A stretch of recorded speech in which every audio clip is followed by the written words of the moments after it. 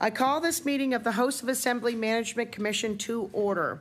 Let's begin by having the members of the Management Commission introduce themselves. I will start, and then we will move counterclockwise. My name is Danielle Varcos. I am the Speaker of the House, and I am the MLA for Chester St. Margaret's. I recognize MLA Lachance. Lisa Lachance, Halifax, Citadel, Sable Island.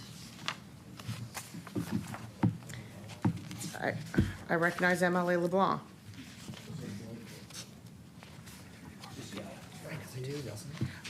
Susan LeBlanc, MLA for Dartmouth North.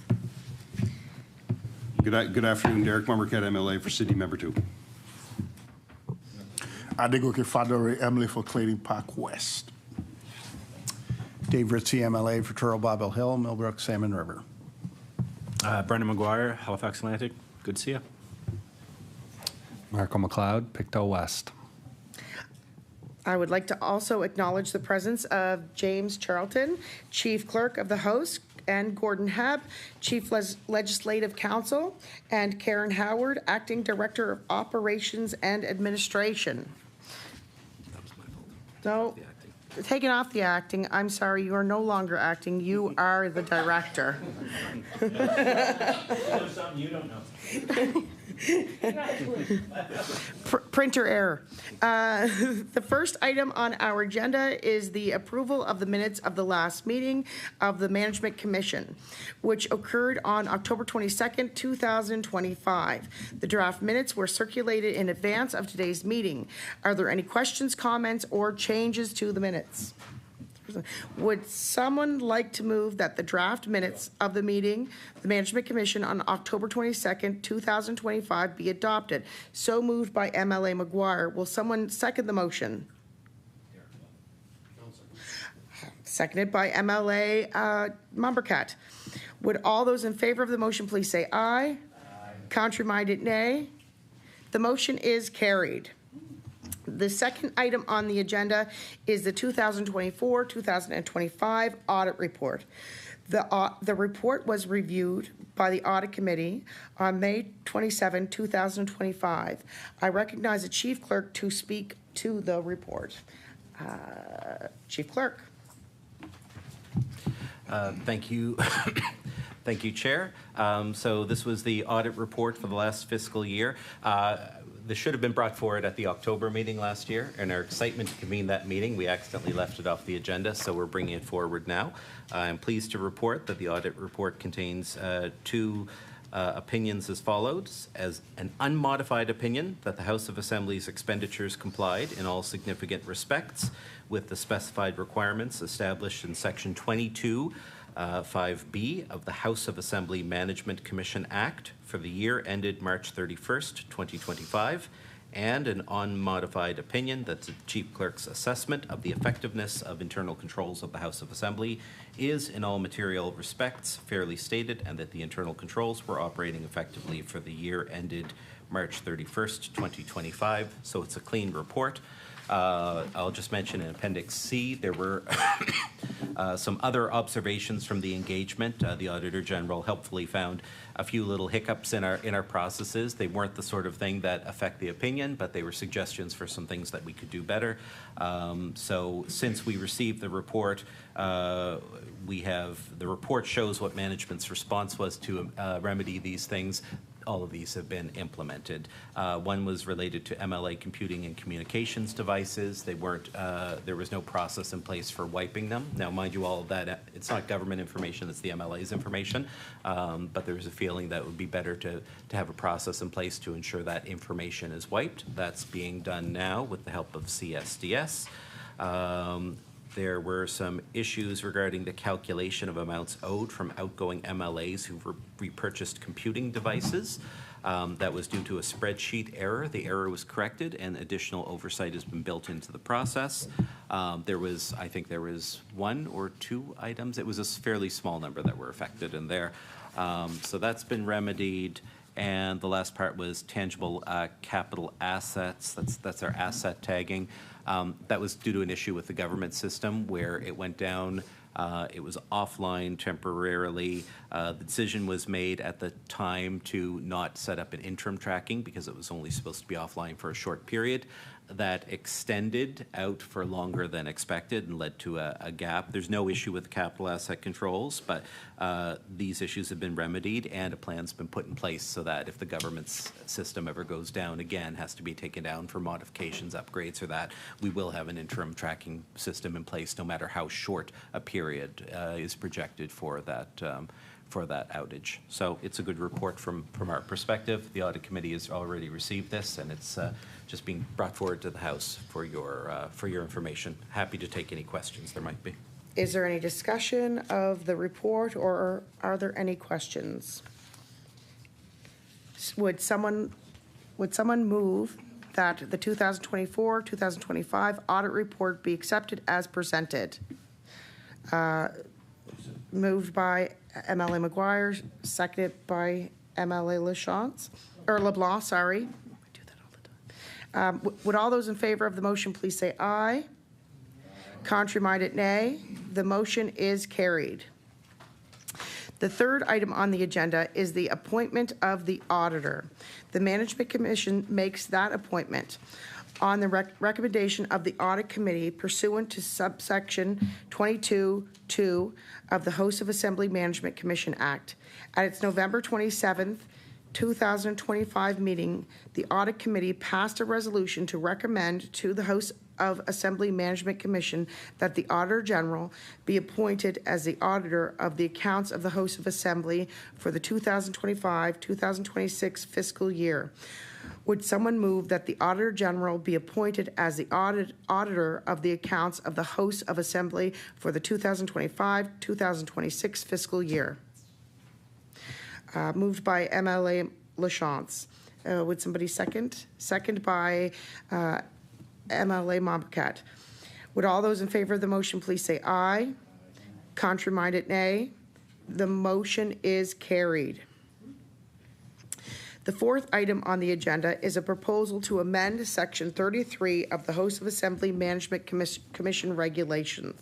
I will ask that the clerk speak to the proposed amendments which governs caucus funding. I recognize the Chief Clerk. Thank you, Chair.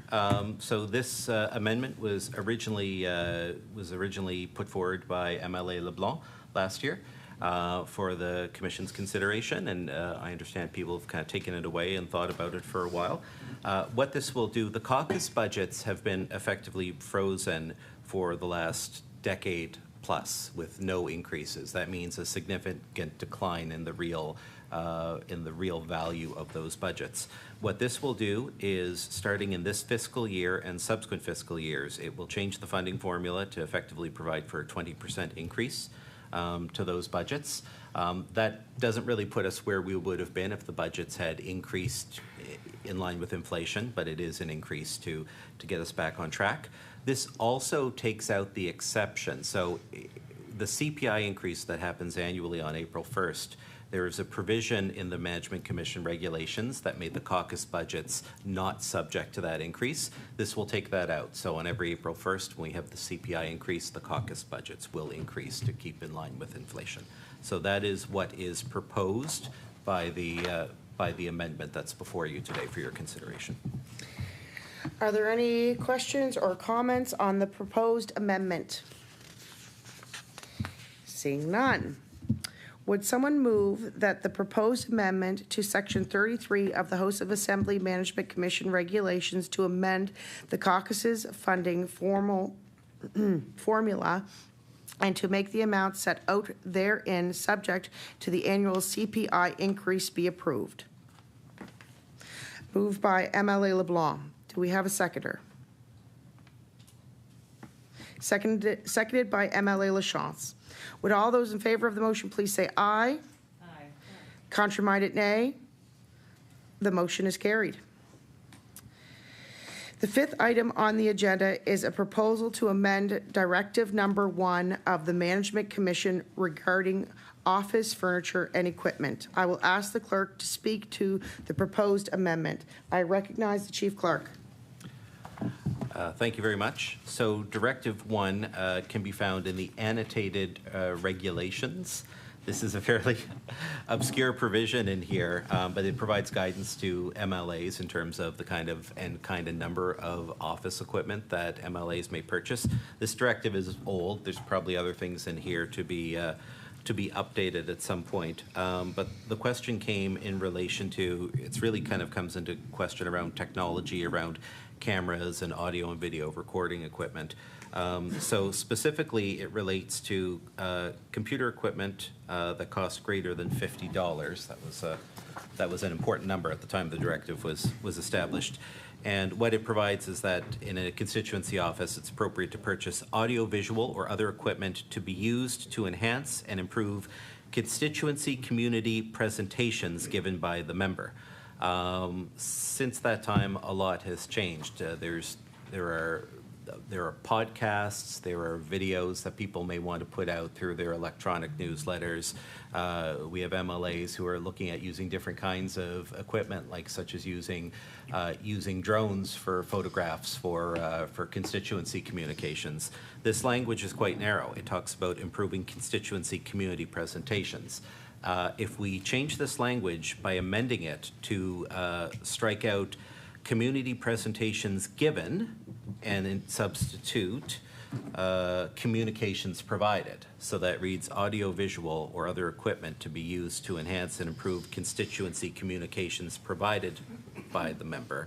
That would make a significant improvement in terms of just updating the kind of equipment that MLAs can get.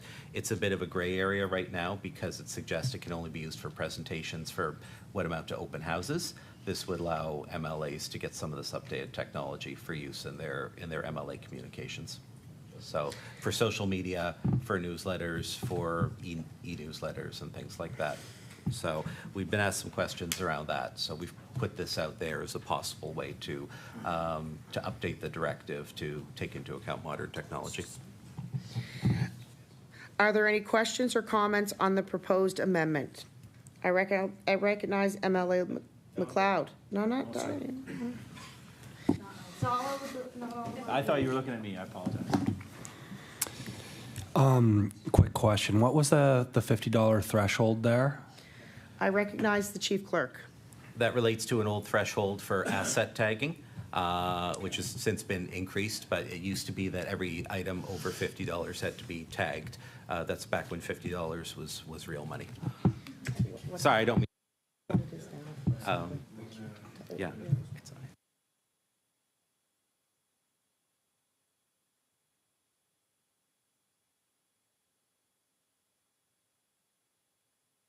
Okay, yeah. So the new threshold is 150 now instead of 50. Any other questions or comments? I recognize MLA McGuire. We'd like just to review it again and take it back and come back at the next meeting. That's what we're requesting. Just a bit of let our teams look at it and just kind of go through it and come back.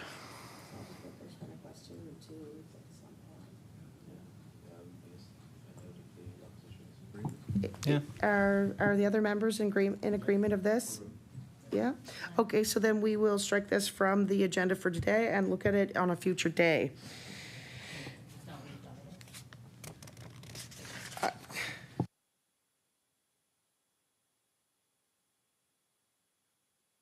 Okay.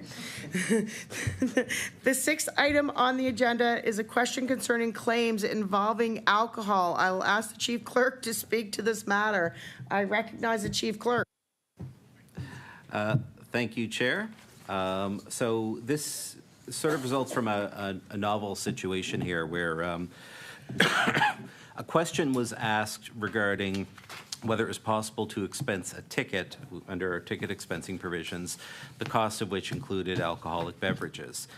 It has consistently been the practice of the Speaker's office, really it's the practice of the clerk for whom the speakers have been in office has been delegated the day-to-day management of this. The practice to disallow claims involving alcohol, although this is not explicitly prohibited under the regulations. The reasoning for this is most requests around claims have been claims for, let's say an open house or something, and we've always viewed it that this doesn't fall within the meaning of the general opening words of the regulation, which is office expenses, claims in relation to the running of a constituency office. So this question presents a novel situation in that is a component of the cost of a ticket expense, which really not a direct claim for alcohol. My instinct is to disallow, but I honestly think this is, given that the fact that the Management Commission regulations really are silent on the matter and the novelness of the situation, I think it's a situation where the Management Commission should at least have the opportunity to provide guidance and decide whether this is something that they think could validly be claimed. Clarification, so if you buy a dinner for turkey, you buy a ticket for a turkey dinner and it comes with a glass of wine? Well, that's the situation. Yeah, so that's kind of the situation where we would say, well, we're not sure. We don't recall seeing this before. We've certainly seen people have asked, I think questions have been asked. I'm not sure if a claim's actually ever been submitted, but, you know, in terms of if I was holding an open house, could I buy wine for that? And the answer we would have given was no. We haven't seen it come up in the context of tickets before. Whether it's buying tickets to a community dinner or to some other event where there's alcohol and included cost. As I said, I think our default position would be no, but it's not clear that that's what the regulations require, and this is why we're kind of throwing it out to the Management Commission to think about and give us some clear direction on. I recognize the MLA McGuire. So can you, again, just give us an example of what this looks like? I recognize the Chief Clerk. Sure. The chair just gave the example of tickets for a community dinner where maybe part of the meal includes a glass of wine. It could be something else. It could be tickets to an event where the purchase price of the tickets includes, your ticket includes 2 drink tickets. It could include something like that. We're looking at specifically in the ticket context. Yeah, that's really what we're looking at right now. MLA LeBlanc. I guess my question is, how do we know? Like unless it explicitly says this ticket the $25 includes a glass of wine, because we buy tickets to events and galas all the time, and we have no idea. Like, you know, there's a dinner and who knows what else, but I walk in the door, I don't know what. All I know is I'm supporting a particular event or going to a particular event. So that's the question. Like, is it about explicitly saying that, or like how do we figure it out? I recognize the Chief Clerk. I mean, it's easiest in the situation where the ticket is explicit about that, and a lot of tickets would be. I mean, an MLA, if you buy a ticket and you have no idea about that when you've bought it, that, oh, it includes drink tickets, you can rectify that by just turning down the drink tickets. Yeah. The issue is kind of where there's an entitlement up front. And I guess the question is, if there's guidance from this committee to say no alcohol, but maybe that's something that gives us the ability to say, but if the MLA, if there are drink tickets included, the MLA provides the unused drink tickets to show that they haven't done it, and then that allows you to expense it. It's just concern around expensing alcohol. So yeah. MLA LaChance. And I totally hear that concern. But to the point that we often have no idea what we're walking into, and lots of MLAs don't actually drink alcohol, so we're not actually taking the drinks that show up. But, I guess the other option would be, this fundraiser ticket is, I don't know, $200 and it includes 2 drink tickets. I don't know how to square this. Like, it is complicated because we go to lots of events where, in fact, people do have a drink involved. MLA McGuire. I think it's being this is very complicated, and it shouldn't be. I think what it should be is, if you're going to Beer Fest, or if you're going to the Scotch thing they have every year, then no, right? So if you're, I don't drink, but if you go to an event and somebody has a glass of wine, I mean, there's no stopping that. I just think if it's specifically an alcohol-related event, you're going to, I don't know. Yeah, you're paying on your own. So I just use the Beer Fest as an example. It's here every summer. We shouldn't be expensing tickets to the Beer Fest. Simple as that. I recognize MLA Mombercat. Yeah, just to the MLA McGuire's point, like the beer fest, we have those in Sydney, of course. You know, you don't expense tickets to alcohol events. You might go to an event that is a community event, that is an annual event where there may be wine in the place, but it doesn't mean you're drinking the wine. It's not included in the price of the ticket. You know what I mean? 99.9999% of the time, if you're going to have a drink at an event, you're buying it yourself anyway. So I just think to keep it cut and dry, if it is a ticket that is related directly to an event that is related to alcohol, then it's out. Beer fest, Scotch fest. That should be for. I recognize MLA McGuire. Yeah, so I mean, I think it's just simple. I agree with MLA Mumbercat. Beer fest, wine fest, you know, Scotch tasting, whatever it is, like, if that is specifically what it is, then we shouldn't be expensing those. If it's, you know, the local tag theater in Purcell's Cove is having an opening and they're serving wine there, I'm not going there to drink the wine. I'm going there to support the local community. So I think that's the difference.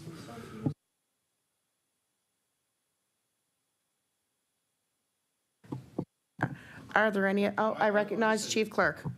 Oh, I recognize MLA Mombercat.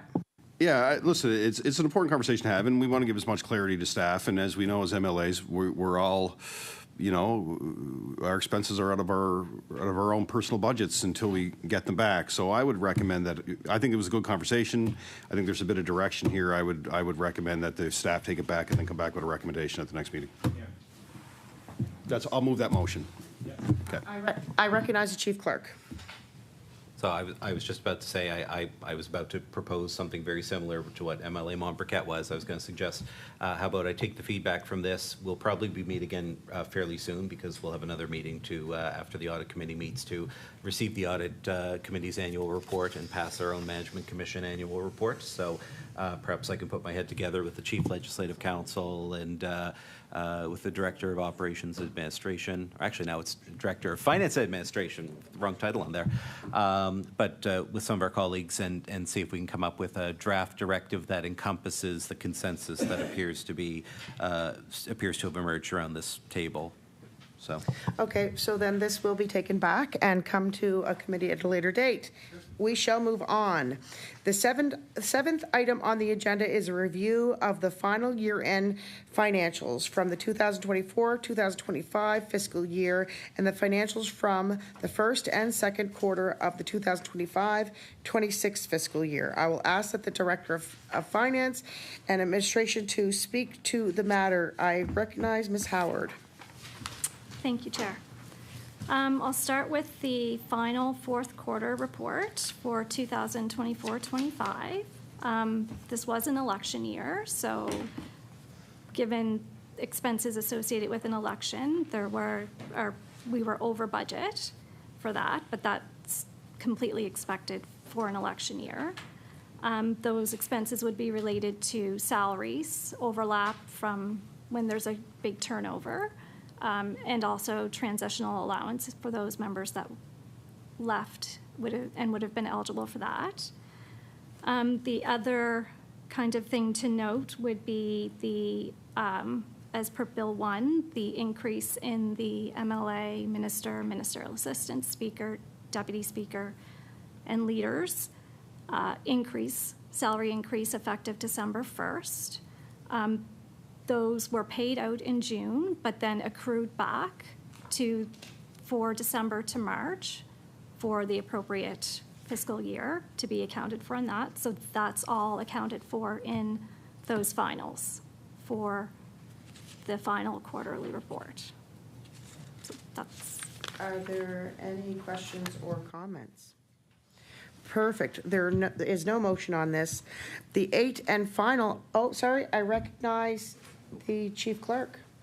Oh, just, we do have two other financials to go through, the first and second quarter as well. My apologies. Yeah. I recognize Ms. Howard. And thank you. I will move on to the first quarterly.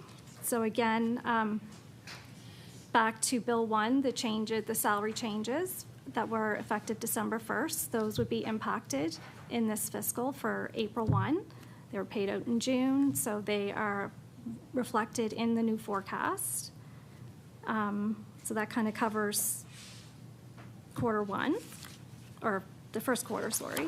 And then on to the second quarter. The only real change was the addition for the forecast for the Electoral Boundaries Commission, which started up in June.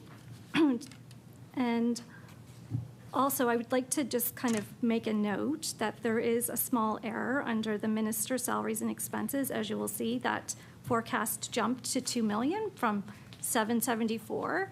There is an issue with the forecasting in the new system that was not cleaned up or rectified till just recently. So that is an error. The forecast is staying at 774,000, not jumping to 2 million. And that will be reflected in the future reports back to that. So that's just a small error with the new system and familiarizing ourselves with updating forecasts, and just a delay in getting it cleaned up. Are there any questions or comments? Seeing none, I recognize Ms. Howard. That's it. That's it? Yep. Thank you for coming. The eighth and final item on the agenda is an in-camera discussion on a human resource matter. This marks the end of the public portion of this meeting. We will adjourn immediately following the in-camera discussion. I will now ask everyone except for the members of the House of Assembly staff to leave the room.